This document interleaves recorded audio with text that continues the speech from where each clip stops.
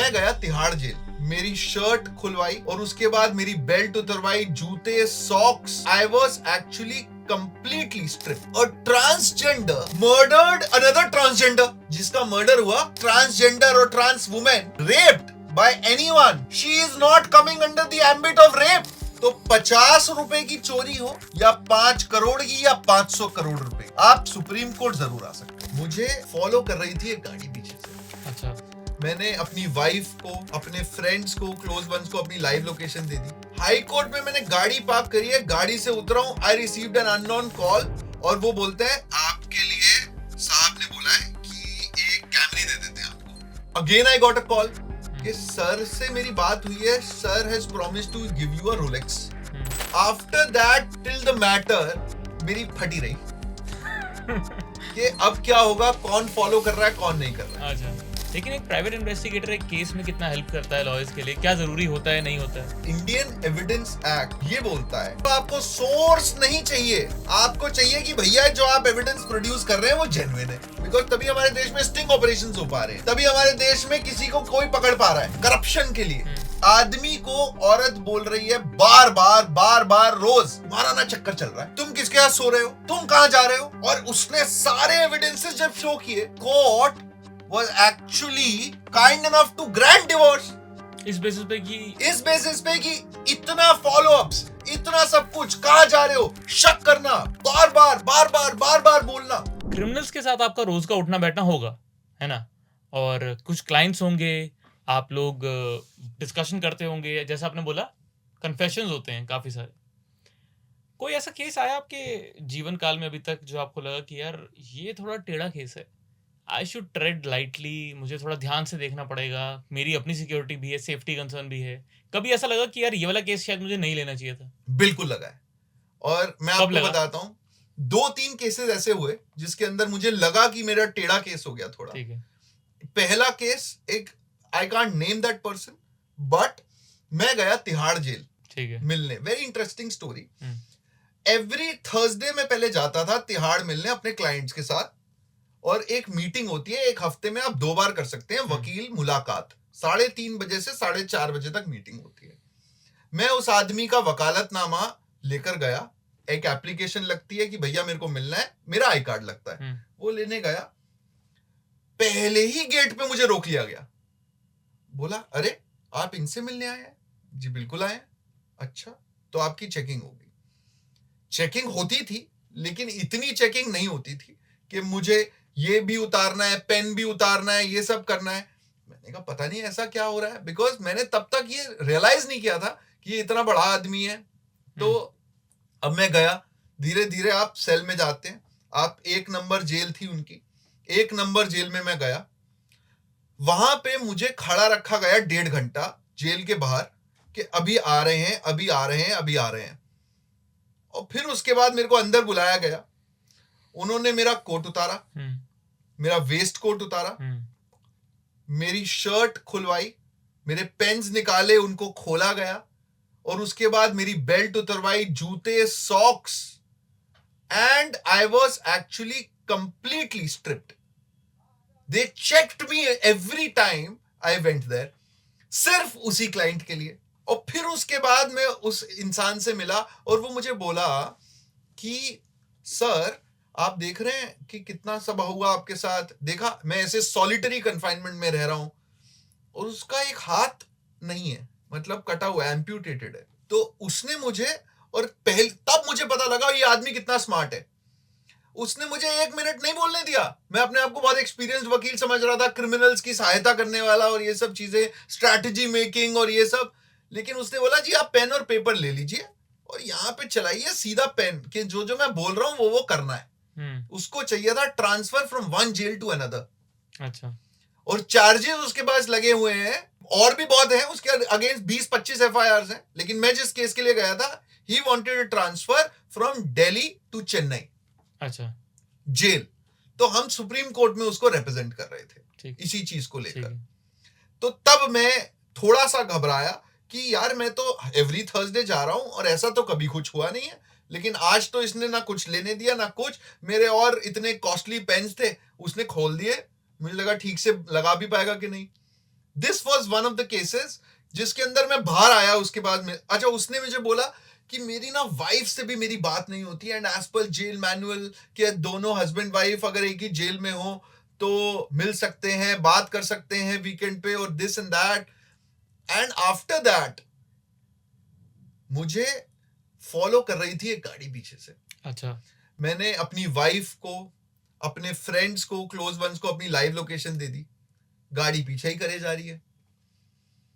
और उसने मुझे ये भी बोला था कि उसकी किसी से बात नहीं होती है, सॉलिटरी कन्फाइनमेंट में रखा है. तो ठीक है. अब मैं सीधा गाड़ी पार्क करी हाई कोर्ट. हाई कोर्ट में मैंने गाड़ी पार्क करी है, गाड़ी से उतरा हूं, I received an unknown call और वो बोलते हैं, हाँ जी सर आप हाई कोर्ट पहुंच गए हैं. तो मैं उनकी मैनेजर बोल रही हूँ और आपके लिए साहब ने बोला है कि एक कैमरी दे देते हैं आपको गाड़ी. हाँ. तो मैंने कहा जी मुझे नहीं चाहिए कोई कैमरी वगैरह, कोई गिफ्ट नहीं चाहिए मुझे, आप मेरी फीस ही दे देना वही बहुत है. उसने बोला जी फीस ठीक है जी, हम किसी अकाउंट से कुछ ट्राई करेंगे फीस देने का और ये सब चीजें. और उनका एक वैलिड अकाउंट था, बाकी सब पता नहीं क्या बोगस अकाउंट थे या क्या थे. उसके बाद again I got a call कि सर से मेरी बात हुई है, sir has promised to give you a Rolex. I said please don't do all these things, I will represent you, I am here as a briefing counsel. हम एक senior advocate को brief कर रहे हैं, उसकी ब्रीफिंग में मैं जाऊंगा और अच्छे से बात करूंगा. You also come, brief the senior and will try to get you an order and let's be very professional. After that till the matter मेरी फटी रही कि अब क्या होगा, कौन फॉलो कर रहा है कौन नहीं कर रहा है. These are the things. ये हो गया पहला case and he has been every time in the news. Now आप लगा लीजिए कि कौन है कौन नहीं है. ठीक है. आई थिंक ऑडियंस जो देख रही है इंटरनेट पे सर्च तो कर ही लेगी दैट एक इंसान है जो एम्पुटेटेड है and somebody who can easily give cars and who can easily gift big things to big people. Audience I think smart है. हाँ, सेकंड केस नाउ अभी मैंने किया. I can take the name because supreme court से अब वो हट चुका है matter.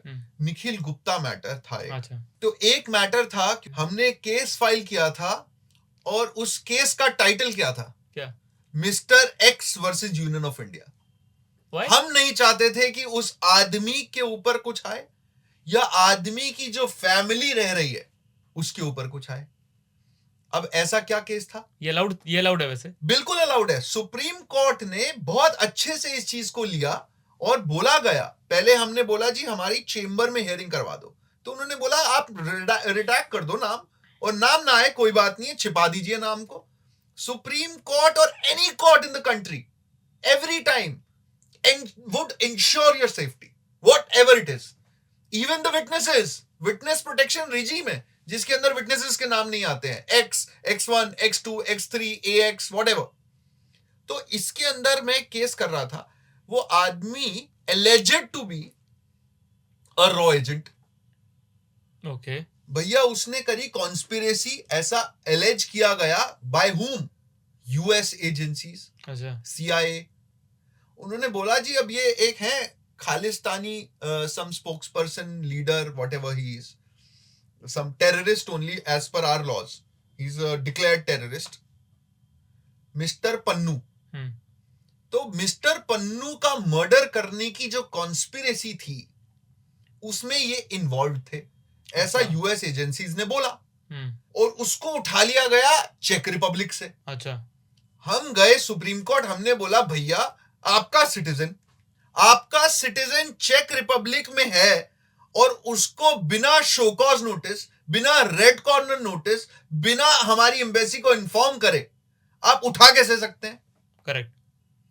So these things have to be there and the honourable supreme court very graciously disposed of the matter, giving me liberty to make representations before the Ministry of External Affairs. कि ऐसा कैसे हो सकता है? Because देखिए कभी कभी क्या होता है इन इंटरनेशनल मैटर्स के अंदर, हमारा court is not having any jurisdiction over US agencies. That was the problem. But over and above that, now he is detained in the US let them prove the charges what ever it is. But क्या हुआ कि अब एक तरीके से मैं हो गया जी खालिस्तानी सपोर्टर्स के अगेंस्ट।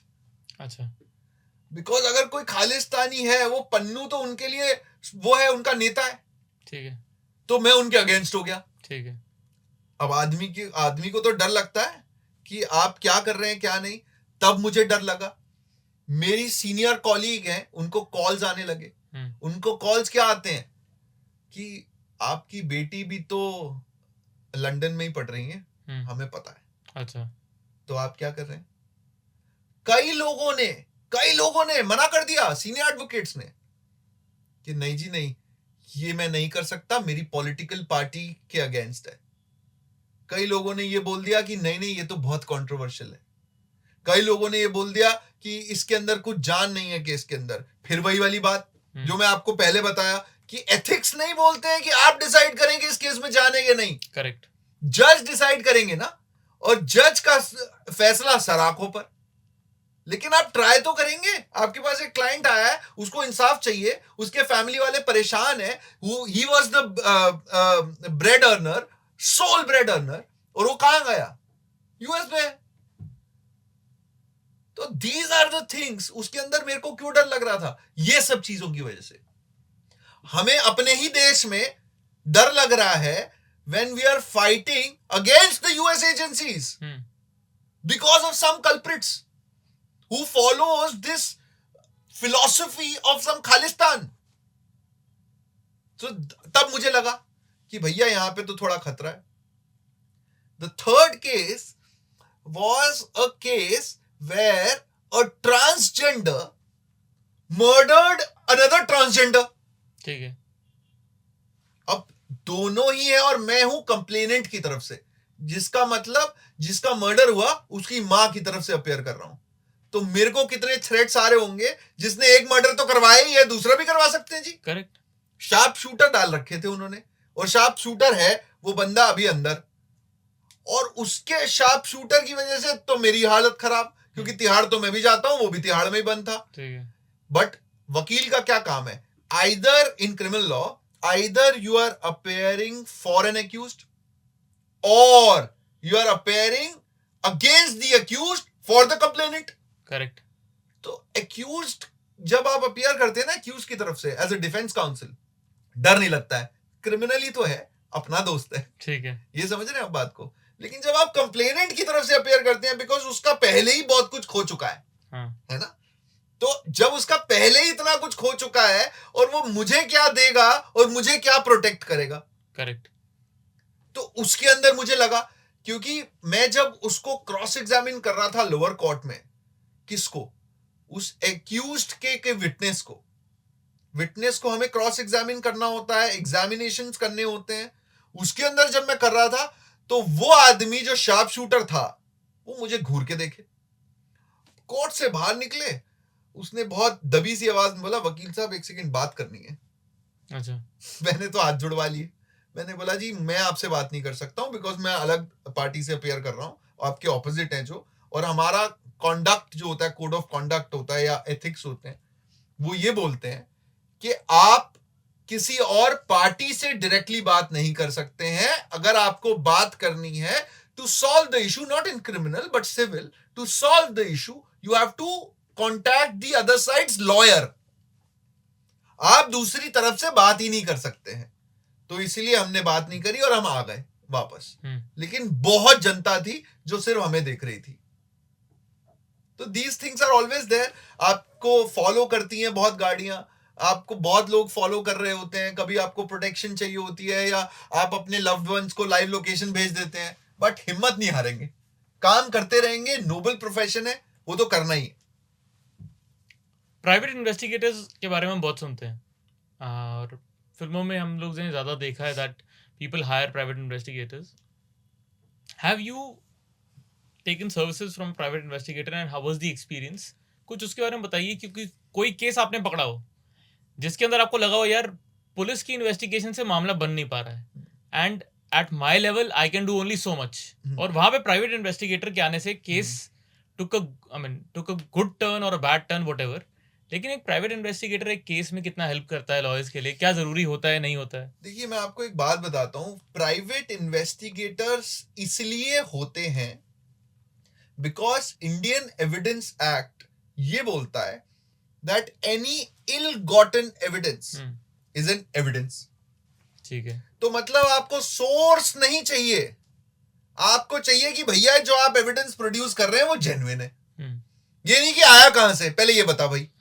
तभी हमारे देश में, विच इज गुड, बिकॉज तभी हमारे देश में स्टिंग ऑपरेशंस हो पा रहे हैं, तभी हमारे देश में किसी को कोई पकड़ पा रहा है करप्शन के लिए, या कोई भी आदमी रिश्वत ले रहा है, या पुलिस वाला रिश्वत ले रहा है, या कोई भी ले रहा है, उसके लिए पकड़ पा रहे हैं। Because of this reason that any ill gotten evidence is an evidence.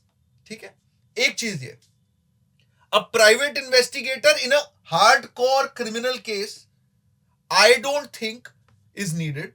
Why? Because जो एविडेंस कलेक्ट होते हैं वो पुलिस कलेक्ट करती है।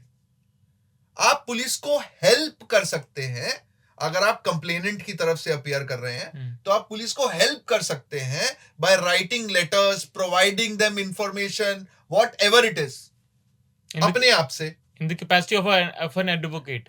Advocate, no, I am saying a complainant. If you are a complainant, in the capacity of an advocate, you don't talk to police.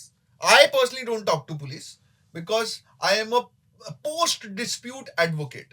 तो जब police अपनी chargesheet file कर दे तब आऊं, या फिर पुलिस के अगर मेरे को पुलिस के अगेंस्ट है तो मैं एंटिसिपेटरी बेल में आऊं, या फिर गलत चार्जशीट फाइल कर रही है तो प्रोटेस्ट पिटीशन फाइल करूं।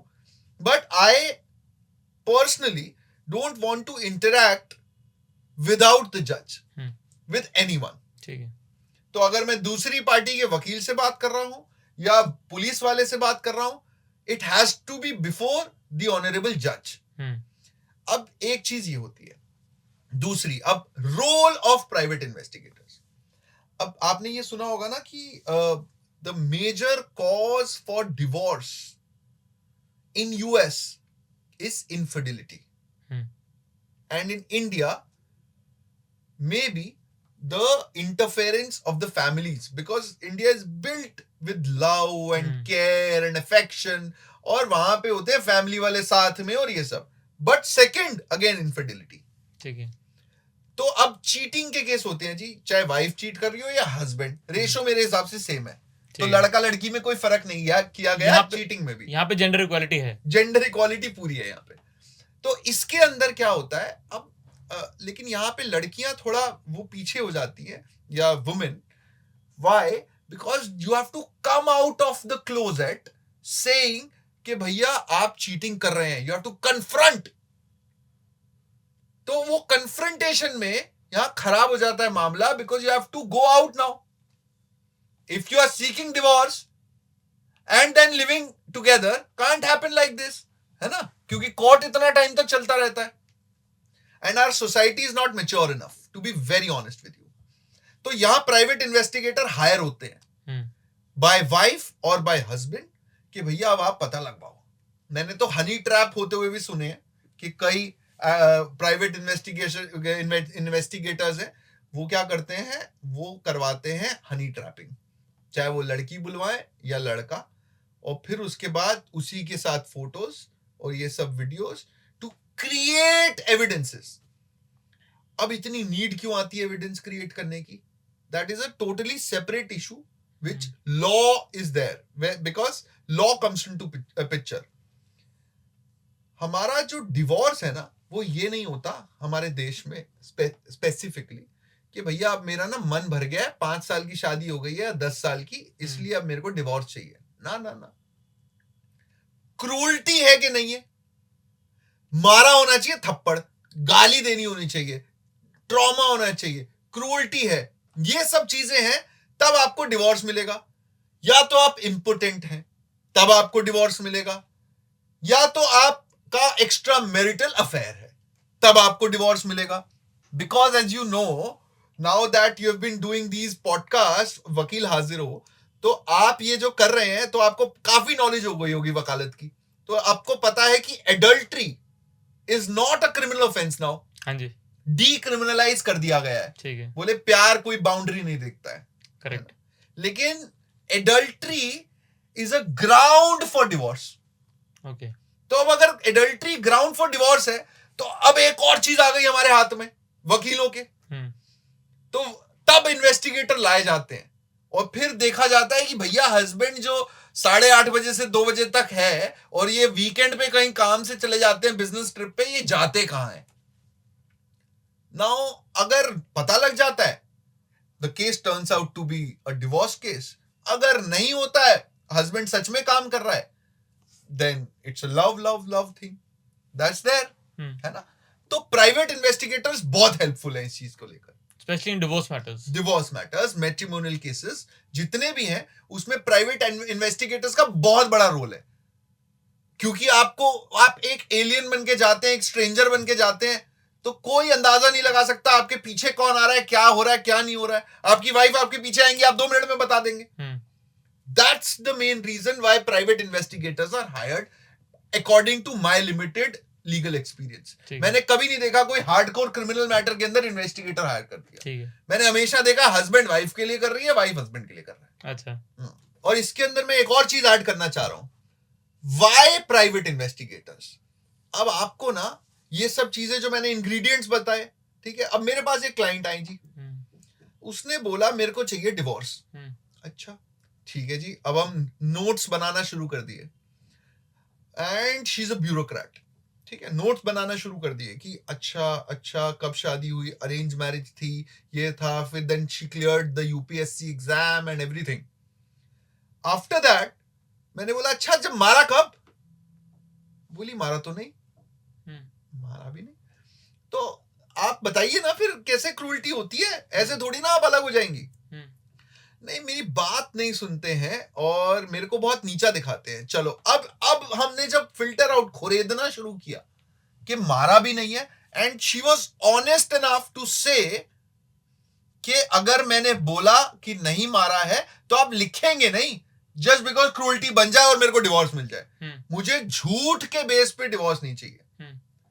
तो वकील अब असमंजस में पड़ जाता है और वो बोलता है भैया ये डिवोर्स लेंगे कैसे, इसका क्रूएल्टी शो करनी पड़ेगी, तो आपको खुरेदना पड़ता है कि क्या क्या हो रहा है आपके साथ।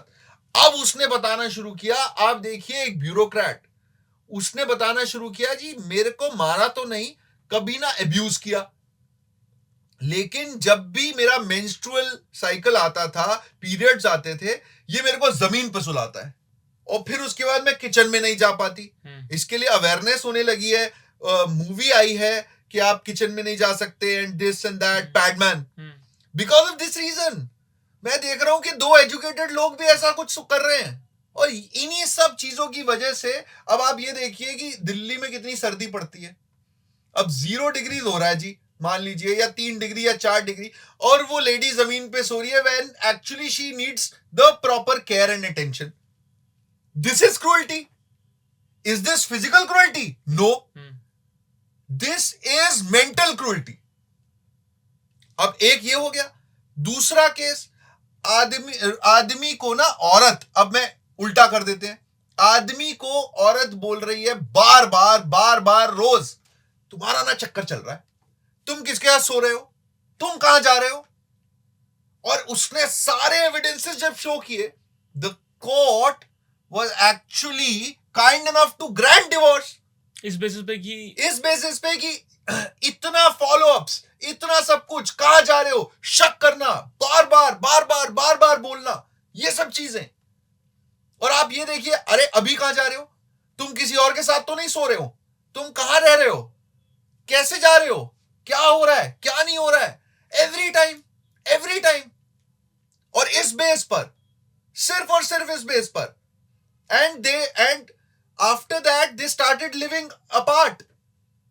और उस लड़की ने पता है क्या किया, शी एक्चुअली स्टैब्ड हरसेल्फ कि अब देखो मैंने यहां पे कुछ अपने निशान मारे हैं, यहां पे या कहां पे मारे थे उसने, निशान मारे हैं, अगर तुम नहीं आए तो आज मैं मर जाऊंगी। ब्लैकमेलिंग, बिल्कुल, extortion type. Yes, and these are the instances. सिर्फ मारना ही क्रूएल्टी नहीं होती, दहेज मांगना ही क्रूएल्टी नहीं होती है। और मेंटल अवेयरनेस तो आजकल चल रहा है बहुत अच्छे। और बहुत अवेयरनेस हो रहा है. That's how actually it has to B.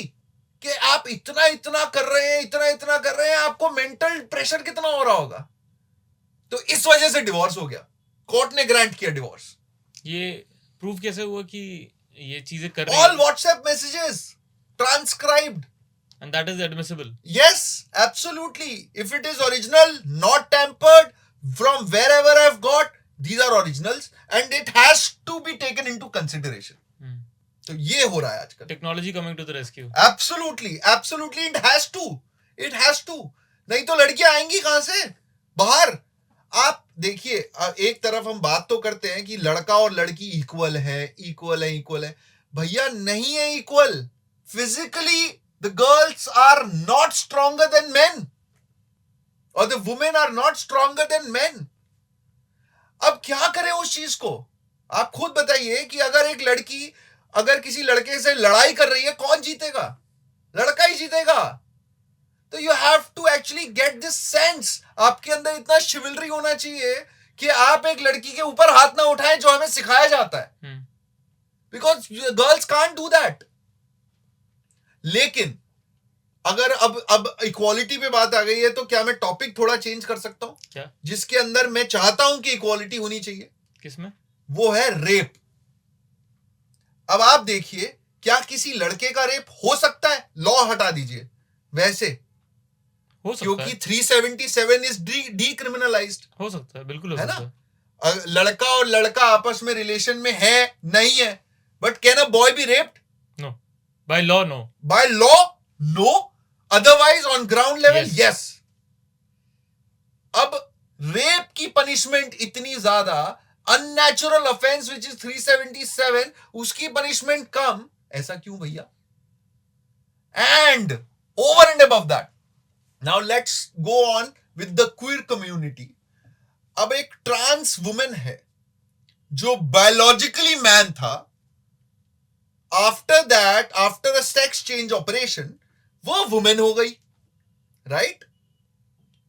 And after the NALSA judgement, transgenders are a third gender. ठीक है जी. लेकिन वो आईपीसी में क्यों नहीं है.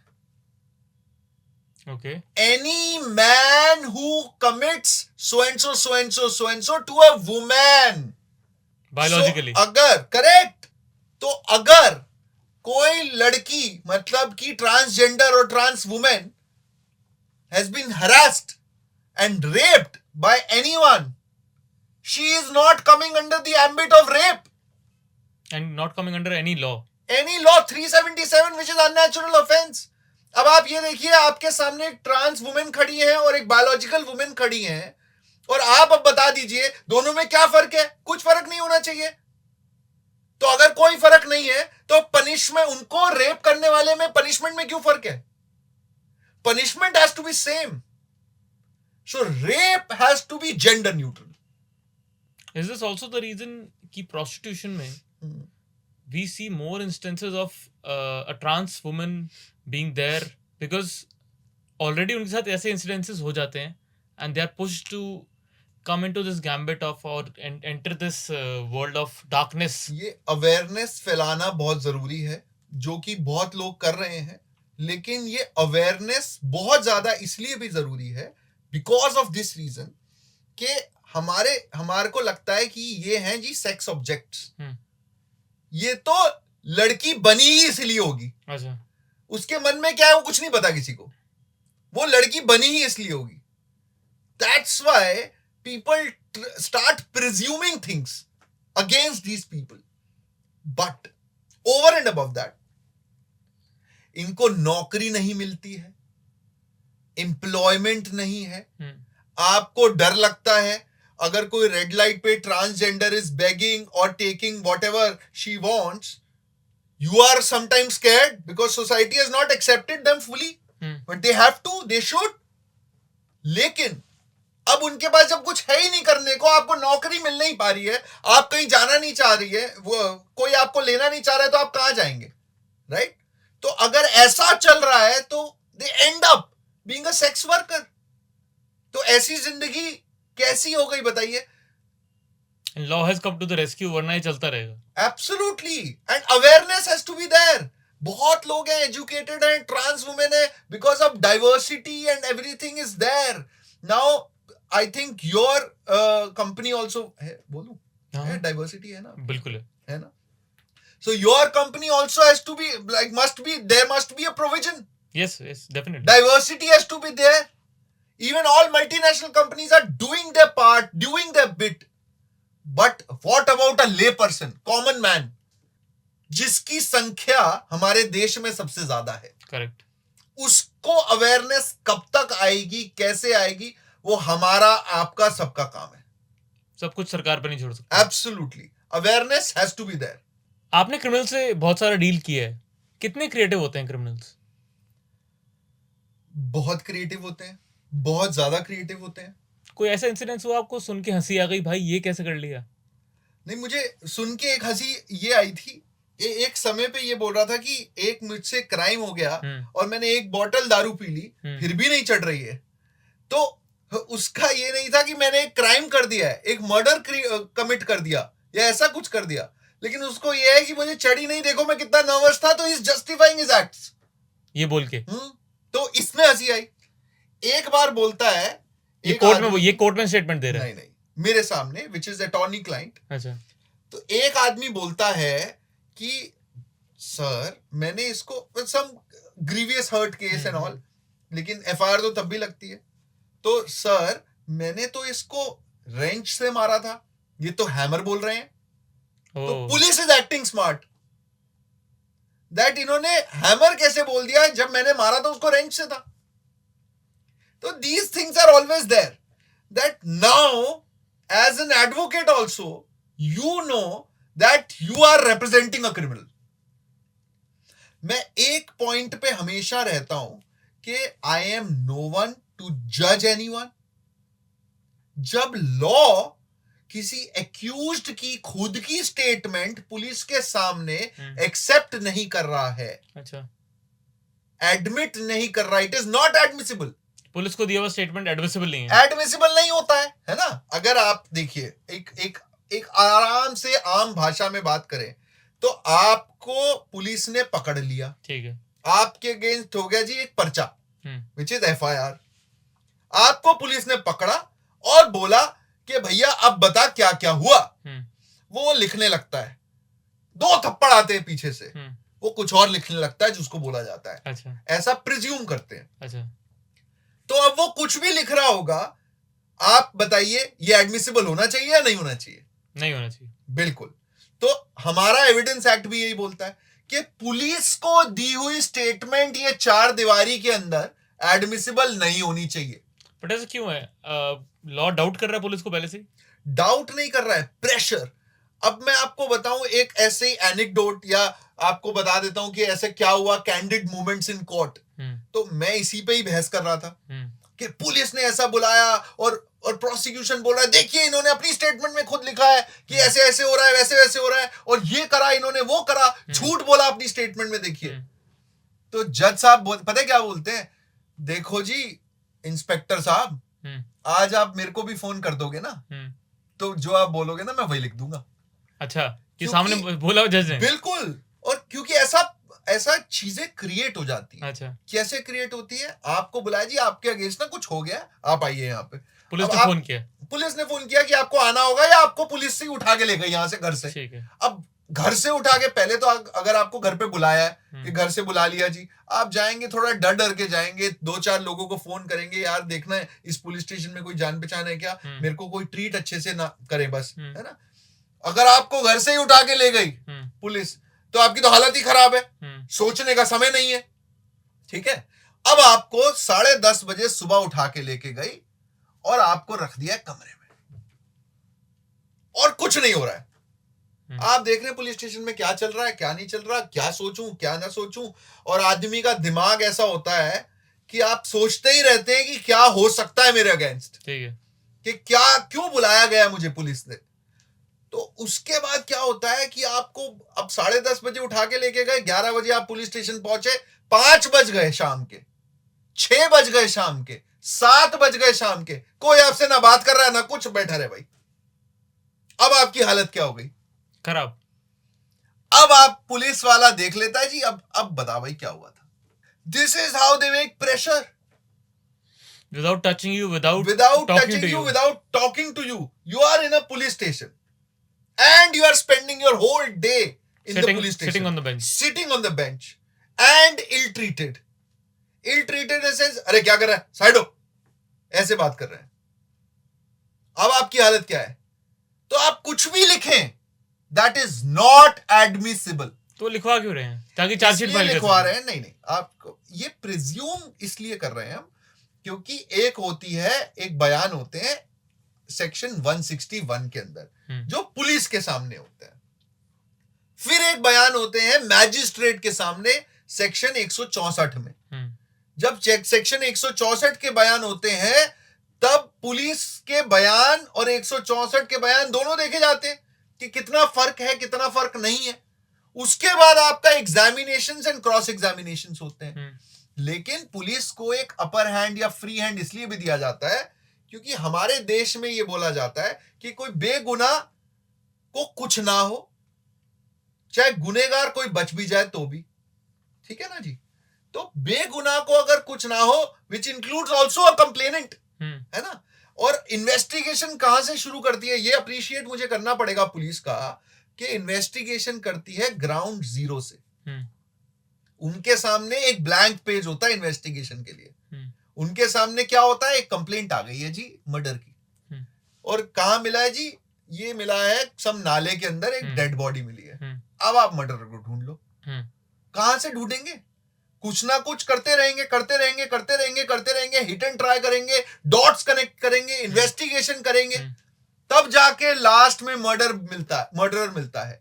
और क्या पता वो मर्डर ना हो, तो पुलिस उनकी स्टेटमेंट लेती है, स्टेटमेंट से डॉट्स कनेक्ट करती है, और फिर जाके पता लगता है कि इन्वेस्टिगेशन में हो क्या रहा है. ठीक है. दैट्स व्हाई पुलिस के पास इतनी पावर होती है कि आप किसी भी थर्ड पर्सन को, whether connected with the case, not connected with the case, to detain him for a day at least, to know who is he. Interrogation की पावर होती है पुलिस के पास, obviously within the limits. And whenever you take a case, जो आपके पास, for example मैं मान लेता हूं, लेट्स एज्यूम कि मैं इस समय पुलिस स्टेशन में बैठा हूं, आप मेरे बहुत अच्छे दोस्त हैं, एज्यूम करते हैं, और मैं आपको फोन करता हूं कि Nipun, I been called at this police station. Let's say for example Harinagar के पुलिस स्टेशन में बैठा हूं, लेकिन ये लोग मुझसे बात नहीं कर रहे, मुझे बस बुला के रखा हुआ है. ये SHO का नाम है, ये जिन्होंने बुलाया था उनका नाम है. आपका फर्स्ट स्टेप क्या होगा मुझे गाइड करने के लिए? मेरा फर्स्ट स्टेप ये होगा कि आपको बुला रहे हैं ध्रुव, आपको मुझे पहले कॉल करना चाहिए था. अच्छा. कि पुलिस का एक नोटिस आया है, secure your arrest, secure your liberty, और तब जाके आप जाइए ताकि पुलिस आपको अरेस्ट ना कर पाए. यानी थंब रूल ये कहता है कि आपको जब पुलिस बुलाए तो डायरेक्टली वकील के पास जाए. अगर पुलिस बुलाए आप वकील के पास जाएं, ठीक है. और अगर आप कंप्लेनेंट हैं, अगर आपके साथ कुछ गलत हुआ है, तो आप पुलिस के पास जाएं. अच्छा. This is actually the thumb rule. और फिर उसके बाद अब आप देखिए कि अगर आपको एक नोटिस रिसीव हुआ है और अगर आपको लग रहा है that you are apprehending an arrest, आपको अरेस्ट कर दिया जाएगा, तब आप फाइल करते हैं एंटीसिपेटरी बेल. और हमारा इंडियन एक्चुअली लॉ इतना प्रो लिबर्टी है कि बोलते हैं कि FIR भी रजिस्टर ना हो ना अगर आपके खिलाफ, और पुलिस बुला रही है बिना FIR रजिस्टर हुए, तो भी आप जा सकते हैं, एंटीसिपेटरी बेल फाइल कर सकते हैं. अच्छा. आपको जज साहब को सिर्फ सेटिस्फाई करना है दैट मेरे को अरेस्ट का खतरा है जी, क्योंकि पुलिस ने मेरे को बुला लिया. That's all. तो अब ये प्रॉपर ले पर्सन को प्रोसीजर कौन बताएगा? हर आदमी को नहीं पता ना. पुलिस ने बुलाया, आप चले गए, और उसके बाद आपने वकील को कांटेक्ट नहीं किया, आप हो गए arrest. So prevention is better than the cure. ठीक है. So you have to prevent your arrest and then go ahead. Audience के लिए मैं बता दूं, अगर फॉर एग्जांपल आपके पास एक फोन है और इस पे कॉल आता है आपको पुलिस का और वो बुलाते हैं आपको, तो सेकंड कॉल जो आप इस फोन से करेंगे वो एक वकील को करेंगे. I think that's what you want to say. Absolutely. And that is a thumb rule that Nipun has just explained us about. आप इसको फॉलो कीजिए, क्योंकि the kind of cases Nipun that we are seeing right now, unimaginable cases सुनने में आ रहे हैं. मतलब लोग ATM की मशीन उखाड़ के ले जा रहे हैं, लोग मर्डर्स इतने क्रिएटिव तरीके से कर रहे हैं. जैसे एक रीसेंट मर्डर आया है जिसमें हस्बैंड की बॉडी को चॉप करके सीमेंट मिक्सर में डाल दिया गया, and then it was like imagination की भी नेक्स्ट लेवल पार हो चुकी है. whenever you hear such a case, as a muscle memory, do you also start preparing a defense in your own mind कि मैं इस केस को डील करता तो कैसे करता? बिल्कुल. और दूसरी बात, ये तो पहली बात ऑब्वियसली यही है कि हाँ, आपके दिमाग में तो अब आप पढ़ते हैं, मेरे पास भी एप्स हैं और न्यूज़ है, ये सब चीजें हैं, तो मैं भी पढ़ता हूँ तो देखता हूँ. मुझे हमेशा एज अ डिफेंस काउंसिल ये लगता है कि why are we actually going to the conclusion. इसने क्या किया है, ये तो इसके ऊपर एलिगेशंस है. सो मसल मेमोरी हमेशा ये बोल देती है कि ये जो इंसान पुलिस के द्वारा अरेस्ट किया गया है ये है निर्दोष. अच्छा, now come back to the story, है ना? Innocent until proven guilty. Correct, absolutely. This is our law. This is what criminal jurisprudence is. तो आपको पहले ही, अगर एक आदमी है, अब आप ये सोचिए कि जो लेडी को पकड़ा जा रहा है और वो छुप के आ रही है, उसके माता पिता के बयान आ रहे हैं और ये सब कि जी हमने तो डिसोन कर दिया इसको और फलाना ढिमकाना. 10 साल बाद अगर ये प्रूव हो जाए कि वो गिल्टी ही नहीं थी, तब क्या होगा? करेक्ट. क्या रह गई उसकी जिंदगी? 10 साल से तो वो मर्डरर बन के चल रही है और वो एक्विट हो गई. Then what happens? Her life is ruined because of a presumption that ऐसा होगा because उसका एक अफेयर था. तो that's why don't come to the conclusion, jump onto the conclusion. You have to wait. अब हम ऐसे बोलते हैं कई बार जब हमारे पास आता है कि आप वेट करिए, पुलिस को इन्वेस्टिगेट करने दीजिए, आपने तो कुछ किया नहीं है, आप खुद बोल रहे हैं, और हम भी देखते हैं कि पुलिस क्या इन्वेस्टिगेट कर रही है. तो अभी it's your case is not riped properly, पका नहीं है आपका केस अच्छे से. और अगर मैं जनता के लिए बताऊं, आपके व्यूअर्स के लिए, लिसनर्स के लिए, कि चार्जशीट कब फाइल होती है? जब भी कोई ऑफेंस आया, जब भी कोई क्राइम कमिट होता है, उसके बाद अगर वो कॉग्निजेबल और नॉन बेलेबल ऑफेंस है, लाइक 302, 376, 420, ये सब ऑफेंसेस है, तो एक एफआईआर बनती है. एफआईआर में सेक्शंस लिखे होते हैं. फिर पुलिस को इन्वेस्टिगेशन करने का एक समय मिलता है. उस समय के अंतर्गत पुलिस को इन्वेस्टिगेशन करनी होती है, चाहे पुलिस अरेस्ट करे किसी को या किसी के बयान ले, विटनेसेस को देखे, एविडेंस गैदर करे. उसके बाद आती है कंक्लूजन कि भैया ऐसा हुआ था. करेक्ट. और उसको कंक्लूजन को बोला जाता है चार्जशीट. तो हम देखना चाहते हैं कि चार्जशीट में क्या लिखा है पुलिस ने. और फिर हम देखते हैं, अब आप मेरे सामने ध्रुव आए और ध्रुव ने बोला, जो कि आप ना करें कभी, लेकिन एक मर्डर कर दिया मैंने. ठीक. तो मैं देखता हूं कि भैया आप जो बोल रहे हैं that is immaterial. You have to give me evidences that you've committed a murder. whatever, no, in your favor also. अच्छा. That whether you have committed murder, not a murder, I am no one to decide, the judge will decide. ठीक है. लेकिन मुझे evidences दिखाओ. तो आप अपनी chargesheet लेकर आते हैं. अब मैं पढ़ता हूं चार्जशीट में कि भैया ये तो पुलिस ने यहाँ पे जो पंचनामा करा है और जो एविडेंसेस सीज करे हैं उसको प्रॉपर प्रोसीजर में नहीं किया. करेक्ट. फिर उसके बाद देखता हूं कि ये पुलिस ने जो बयान लिखे हैं वो एज पर लॉ नहीं लिखे. करेक्ट.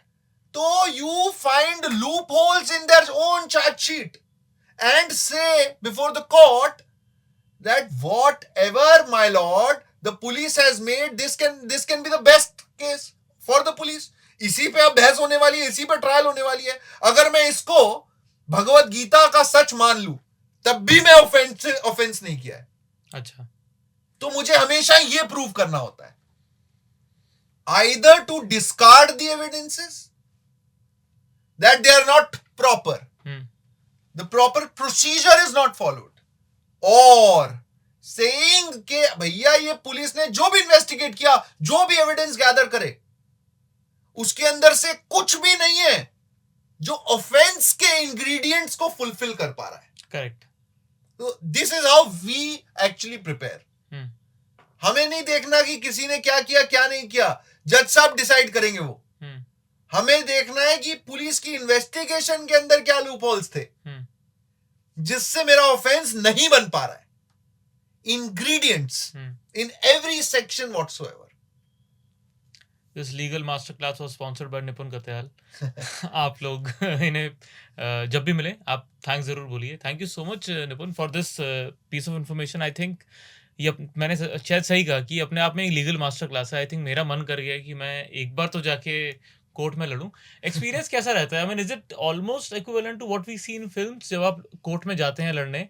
और I am sure, I mean I've read reports. मैंने आपको जैसे बताया कि पॉडकास्ट काफ़ी समय से वकील हाजिरो मुझे करने का अवसर मिला है.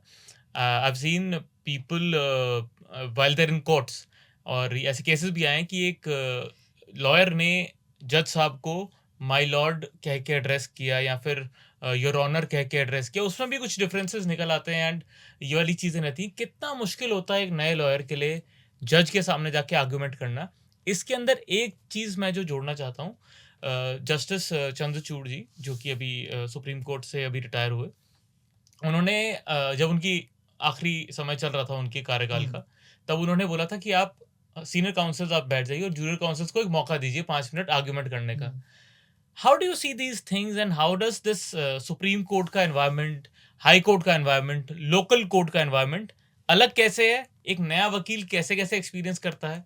जमीन आसमान का फर्क है. जमीन आसमान का फर्क है लोअर कोर्ट, हाई कोर्ट और सुप्रीम कोर्ट की प्रैक्टिस में. एक एग्जांपल अगर मैं आपको एग्जांपल, तो ट्रेन के जो डिब्बे होते हैं, first AC, second AC, third AC, नहीं, बिल्कुल नहीं. अच्छा, जजेस हमेशा इक्वल हैं. The style of practice before the lower court, high court and supreme court is completely different. इसका एक रीजन है. क्या? आप सुप्रीम कोर्ट डायरेक्टली नहीं जा सकते हैं. ठीक है. आप जाते हैं सबसे निचली कोर्ट में, which is the court of first instance. तो हमारे में बोला जाता है कि जो लोअर कोर्ट होती हैं, that is those are courts of facts, जिसमें फैक्ट्स डिस्कस होते हैं. हाई कोर्ट जो होती है, that is court of facts as well as the law. जो सुप्रीम कोर्ट होती है, that is only the court of law. अच्छा, जहां पे लॉ डिसाइड होता है. आपको बताना पड़ता है, सेटिस्फाई करना पड़ता है ऑनरेबल सुप्रीम कोर्ट को that this is patently illegal और question of law is not followed. ठीक है. तो इसलिए आप फैक्ट्स पे कम बात करते हैं सुप्रीम कोर्ट में, आप mix of facts and law पे बात करते हैं हाई कोर्ट में, और आप बिल्कुल फैक्ट्स पे एविडेंसेस प्रोड्यूस करना लोकल. ठीक है. आप एविडेंसेस प्रोड्यूस करते हैं, आप उनकी एग्जामिनेशन करते हैं, आप क्रॉस एग्जामिनेशन करते हैं, विटनेसेस के साथ आप बात करते हैं और उनको एग्जामिन करते हैं, उनके क्वेश्चन पूछते हैं, सवाल पूछते हैं और विटनेसेस आंसर देते हैं और ये सब चीजें. So why court of first instance, that's why यहां पे इतने पेंडिंग केसेस हैं लोअर कोर्ट्स में, because of one population. The second thing is shortage of जजेस. The third thing is that यहां पे बहुत समय लगता है काम करने में. क्यों? इसलिए क्योंकि आप विटनेस गवाही कर रहा है. आज विटनेस नहीं आया, क्या करेंगे? आज विटनेस नहीं आया जी, उसका केस तो नहीं है ना. विटनेस का केस तो एक्यूज्ड और कंप्लेनेंट का चल रहा है, या प्लेंटिव और रिस्पोंडेंट का चल रहा है, डिफेंडेंट का चल रहा है. विटनेस नहीं आया, अगली डेट मिलती है. और अब जिसका विटनेस है, जिसको सपोर्ट करेगा, वो तो चाहेगा कि मेरा विटनेस एग्जामिन हो ही हो. तो वो डेट मिलती है और डेट ही मिलती है. सच्चाई, कोई झूठ नहीं है इस चीज में.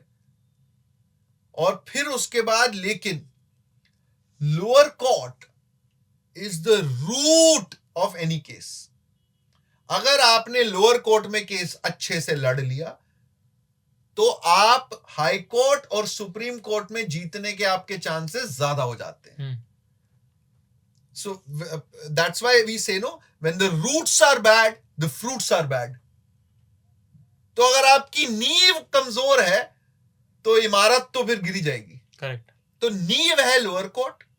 हाई कोर्ट के अंदर क्वेश्चंस ऑफ लॉ और फैक्ट्स अप्रिशिएट होते हैं और डिसाइड होता है. और सुप्रीम कोर्ट में ओनली लॉ.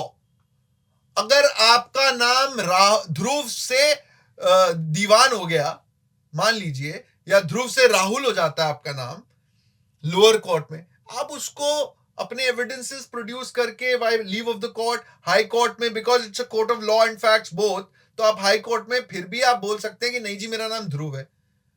अब उसके बाद अगर आपका नाम फिर भी राहुल ही रहा तो आप सुप्रीम कोर्ट में अब ये नहीं बोल सकते कि मेरा नाम जी ध्रुव ही है, क्योंकि वो नहीं अप्रिशिएट करेंगे. फैक्ट्स पे आप हार चुके हैं, अब आप लॉ पे आइए सिर्फ.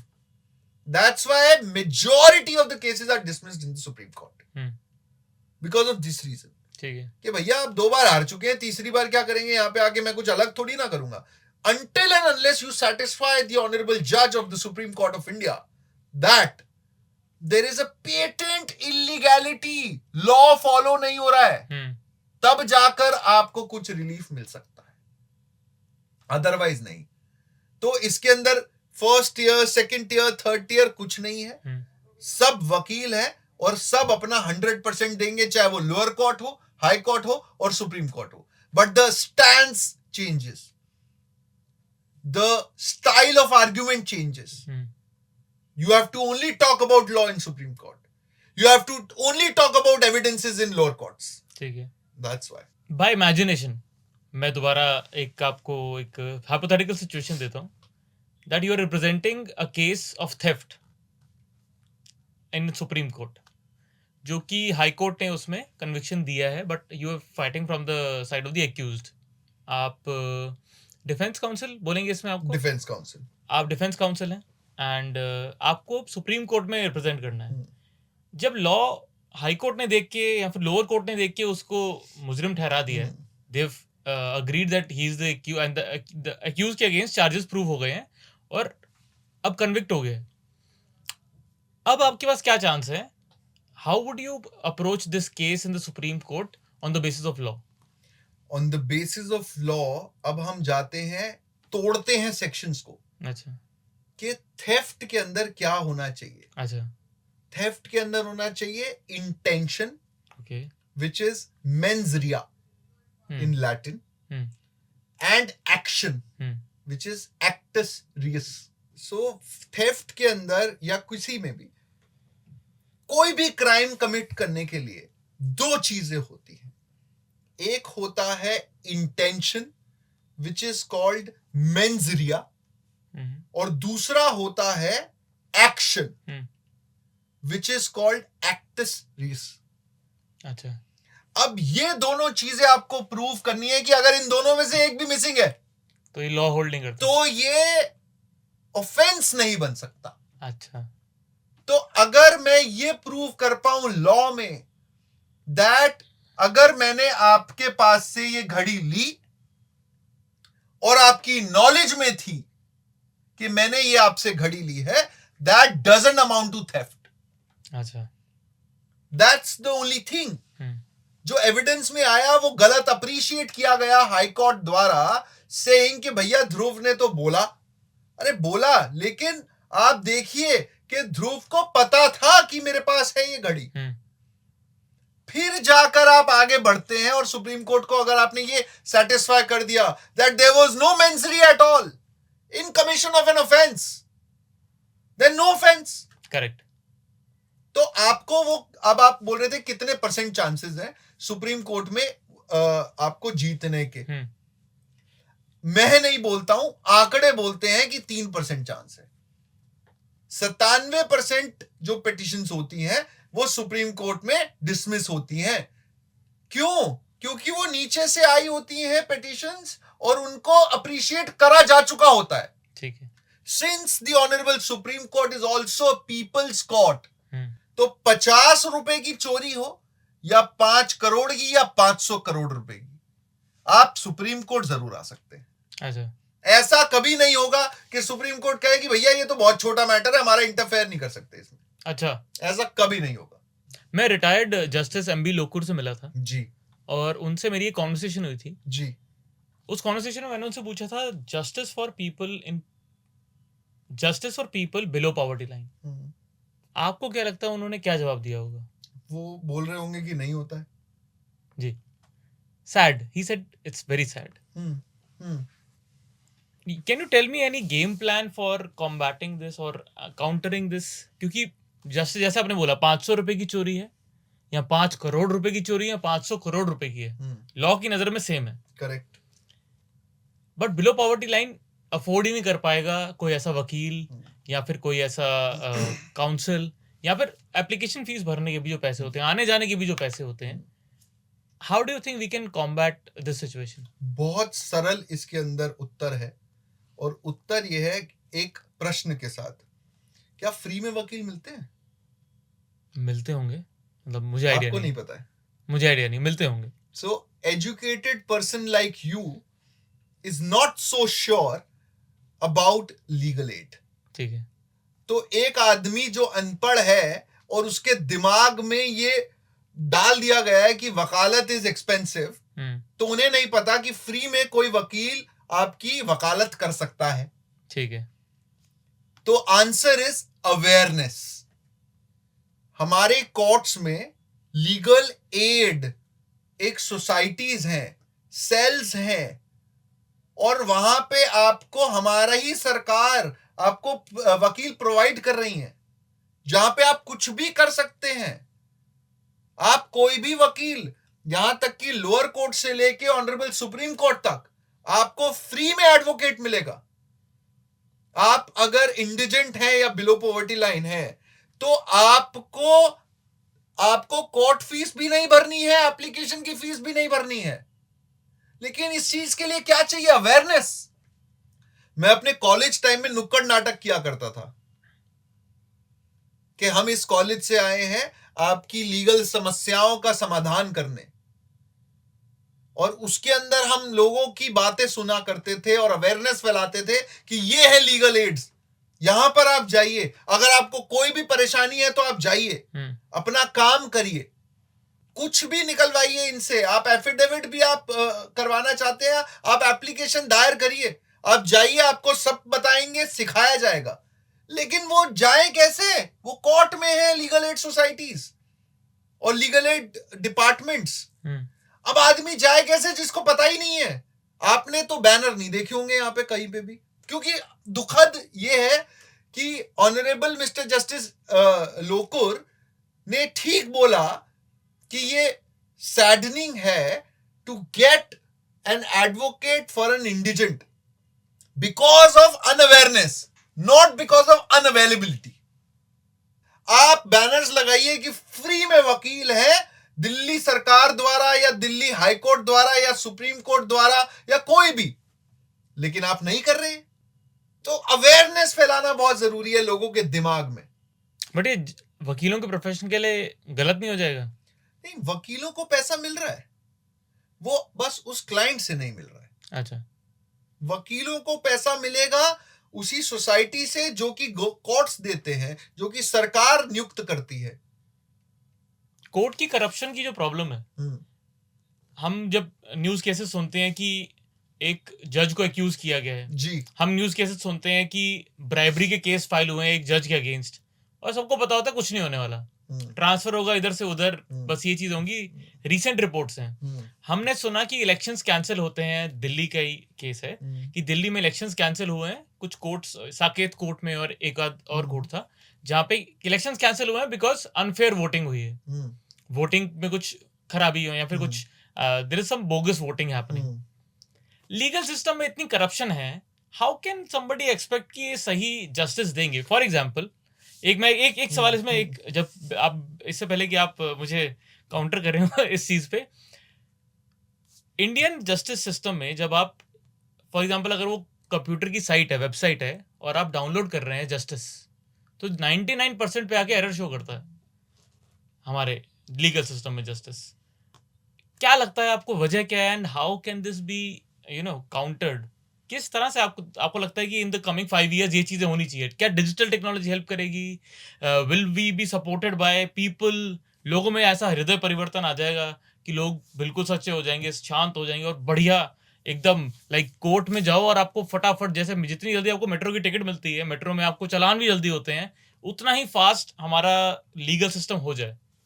ऐसा तो नहीं होगा जी, ठीक है, कि फास्ट हो रहा है आपका लीगल सिस्टम और करप्शन जीरो हो गई है। ये तो अब आजकल आप कहीं से कहीं तक देख लीजिए, आपको एडमिशन कराना है जी, सेटिंग है। आपको कुछ करना है, आपका चालान कट गया, 2000 रुपए का चालान है, 500 रुपए तो आगे चलो। तो करप्शन तो नीचे से ऊपर तक चलती आ रही है, right? But again I will say again कि भैया आप फिर कंक्लूजन पे पहुंच गए। आपने आज सुबह की एक रिपोर्ट पढ़ी कि अ जज has been accused of bribery, right, और आप कंक्लूजन पे पहुंच गए ये आदमी करप्ट है। करेक्ट। ऐसा तो कुछ नहीं है। अब पुलिस ने इन्वेस्टिगेट नहीं किया, किसी ने सोर्स से नाला और सब लोगों में फैला दिया। मैंने भी सुबह सुबह एक आर्टिकल पढ़ा, मैंने भी देखा, और उसके बाद कुछ नहीं हो रहा है। अब टाइम लगता है, एक जज है, कॉन्स्टिट्यूशनल पोस्ट होल्ड करते हैं, और अगर आपको लगे कि कुछ नहीं होगा, बिल्कुल होगा। लेकिन अगर वो करप्ट नहीं हुए तो क्या वो सुप्रीम कोर्ट में तो अब जा नहीं पाएंगे? वो तो ब्लॉट लग गया उनके यहां, उनका बेटा प्रैक्टिस नहीं कर पाएगा, उनकी फैमिली बाहर नहीं निकल पाएगी, उसका क्या? तो all these things cumulatively has to be seen. अब इन सब चीजों पे एकदम से जनता हमारी राय बना लेती है। I think we also have to be little cautious about all these things. और the second aspect, अगर वो करप्शन निकली उनकी, बिल्कुल हमारी लॉ में प्रोविजन है इम्पीचमेंट का और इनको रिमूवल का, चाहे वो फोर्स्ड रिमूवल हो, अरेस्ट हो या इम्पीचमेंट हो। अपने एक्सपीरियंस में आपने देखा है किसी के साथ होता हुआ? बिल्कुल होते हुए देखा है। किस केस में हुआ था? हमने हाई कोर्ट के जजेस को फोर्स्ड रिजाइन करवाते हुए देखा है, और उसके बाद चंडीगढ़ हाई कोर्ट देखा है, वेस्ट बंगाल देखा है, और बहुत लोअर कोर्ट्स में अभी एक सेक्सुअल हरासमेंट का कोई केस आया था, उसके अंदर देखा है। बिल्कुल देखा है, ऐसा तो नहीं है। वो इतने हाईलाइट नहीं हुए, अब हो गए। आज का केस तो बहुत हाईलाइट हो गया, जिसके अंदर ऑनरेबल जस्टिस यशवंत वर्मा के ऊपर एलिगेशंस लगाई गई, बोला गया उनके यहां पे कैश निकला है। किसी ने जाना परखा कि कितना कैश है क्या नहीं है, क्या पता कोई प्रॉपर्टी बेच दी हो आदमी ने, कुछ भी हो सकता है। तो आप कंक्लूजन पे पहुंच जाते हैं पहले। मुझे एक बात और नहीं समझ आई, अगर इतनी आग थी तो वो 10 करोड़ रुपए गिने किसने? करेक्ट। और इतनी आग थी तो ऐसी कौन सी आग थी जो कमरे में भी लगी हुई थी, और लोग आग बुझा रहे थे या फिर पैसे गिन रहे थे? Fictitious story, maybe a trap to actually harm his reputation. I don't know. No one knows. And I request you and all the viewers कि अगर आप कोई भी इंसिडेंट देखें, आपको जैसा पोर्ट्रे किया जाता है उससे बहुत अलग होता है। करेक्ट। अब मैं इसी चीज पे पोर्ट्रेयल पे आता हूं। तो मैं एक केस कर रहा हूं, एक टेंडर निकला था धारावी रीडेवलपमेंट प्रोजेक्ट। अच्छा। उसके अंदर एक यूएई बेस्ड कंपनी आई, उसके अंदर एक हमारे यहां की भी एक कंपनी आई जो इंटरनेशनल प्रोजेक्ट्स भी करते हैं, उनके एयरपोर्ट्स भी हैं और सब कुछ है। ठीक है जी। हाई कोर्ट ने हमारे फेवर में डिसीजन नहीं दिया, हम सुप्रीम कोर्ट आए। सुप्रीम कोर्ट में जैसा कि मैंने अभी आपको बताया कि सिर्फ 3% सक्सेस रेट है। Correct. तो एडमिशन होना ही बहुत बड़ी बात होती है। Absolutely. सुप्रीम कोर्ट ने was kind enough to admit that matter, but reports क्या कहती हैं? रिपोर्ट्स कहती हैं that ex business guy has got a big relief। जिनके अगेंस्ट मैं कर रहा हूं, जिसके अगेंस्ट नोटिस इशू हो गया है, जिसके अंदर इतना बड़ा ऑर्डर पास हुआ है, उसके अंदर सुप्रीम कोर्ट ने को दी बड़ी राहत, स्टे नहीं मिला। अरे भैया स्टे मांगा ही नहीं था. This is what happens.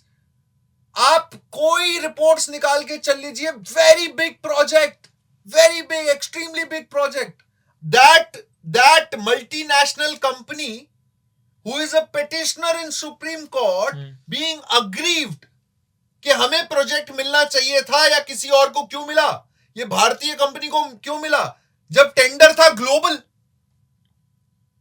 And reports are Supreme Court has not stayed the construction work. So the big relief. It's a big relief for respondent, wherein Supreme Court has agreed to entertain my petition. So, आप फिर से conclusion पे पहुंचाने वाले कौन होते हैं? The fourth pillar of democracy. If the fourth pillar of democracy is responsible enough and think that we are this fourth pillar of democracy, things will be completely different. But everyone has to be responsible enough for our own society, for our own generation. तो paid media नहीं होनी चाहिए. बाकी देखिए conclusion क्या आता है, क्या नहीं आता है. Then you report in a neutral manner. And out of 100, there were only 5 people who actually reported in a very, very neutral manner. तो जस्टिस कोई फास्ट फूड का बर्गर नहीं है कि आपको फटाफट आप जाओ तो 2 मिनट में रैप करके आपको दे दे. It's a long process. It's almost like cultivation, agriculture. आप बीज बोगे, उगेगा, पकाओगे, खाओगे, वो एक लंबा प्रोसेस है. Thank you so much, Nipun, for coming with us, and I'm sure you'll be joining us very soon. Vakil Haziro Season 2. You will be watching Nipun sitting across with the best of the lawyers of the country. और आप देखेंगे कि how a discussion between two legal counsels. मैं बहुत ज़्यादा novice हूँ, है ना, मैं एकदम नौसिखियों वाले सवाल कर लेता हूँ कि ये क्यों होता है. But when you will see him interacting with the people around, I'm sure that those videos और वो content भी लोगों को उतना ही पसंद आएगा और ज़्यादा enriching होगा, क्योंकि आपके सामने बैठे होंगे सालों साल के experience, multi-million dollar, billion dollar type की reels के cases handle करने वाले लोग. And thank you so much, Nipun. Any closing remarks that you want to give us? Thank you so much, Dhruv, for actually inviting me. बहुत interesting matter था ये आपके साथ, क्योंकि मैं बार बार मैटर बोलता हूँ, इसलिए मैटर बोलता हूँ क्योंकि मुझे ऐसा लगता है कि अब मैं किसी को लीगली अवेयर कर रहा हूँ तो मैं अपना एक योगदान दे पा रहा हूँ. Wonderful. अपनी फील्ड से जो भी मैं दे पा रहा हूँ वो दे रहा हूँ. और व्यूअर्स के लिए ये है कि प्लीज अगर आप किसी भी लीगल समस्या में पड़ गए हैं, have patience. If you are innocent, you will win the case. Have trust in the judiciary. Some things are there, but you will go through. सब्र करिए, फल मीठा ही होगा. Thank you so much. वकील हाजिरों पे हमारे साथ थे निपुन. And Nipun, we wish you all the best for all your future cases. And maybe sit again sometime in the future और तब हम बात करें about कि कैसे आपने फलाना लोगों को जेल के अंदर पहुंचाया और निकाला दोनों. Thank you so much, Dhruv. Thank you. My pleasure. Thank you.